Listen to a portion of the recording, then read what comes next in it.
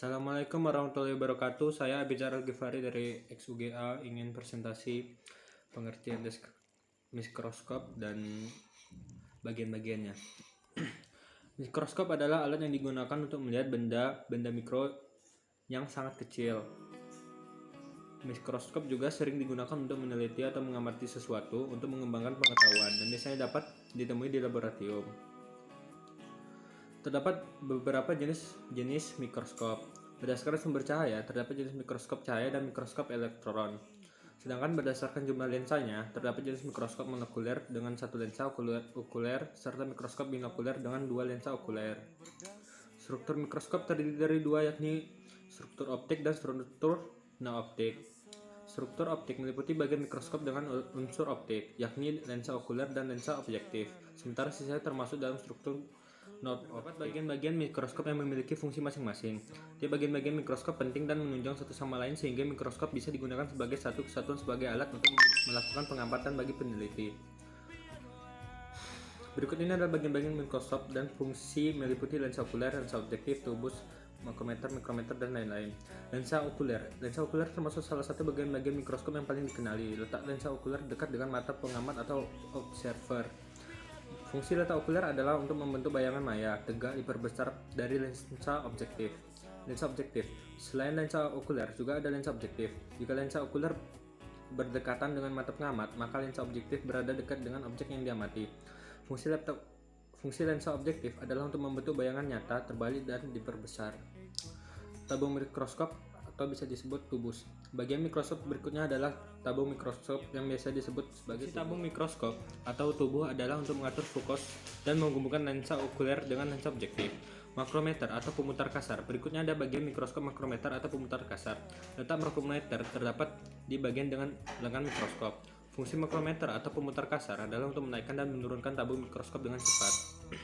Mikrometer atau pemutar halus. Selain makrometer juga ada mikrometer atau pemutar halus. Fungsi mikrometer atau pemutar halus adalah untuk menaikkan dan menurunkan tabung mikroskop dengan lambat. Ukuran mikrometer biasanya lebih kecil dibandingkan makrometer. Revolver atau pemutar lensa. Bagian-bagian mikroskop berikutnya adalah pemutar lensa atau yang lebih dikenal sebagai revolver mikroskop. Fungsi revolver adalah untuk mengatur perbesaran lensa objektif.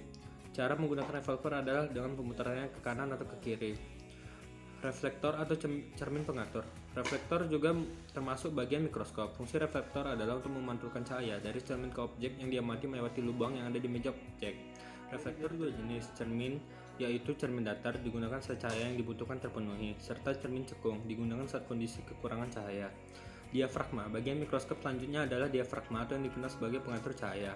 Fungsi diafragma adalah untuk mengatur sedikit banyaknya cahaya yang masuk sehingga pengamat bisa menentukan jumlah cahaya yang masuk.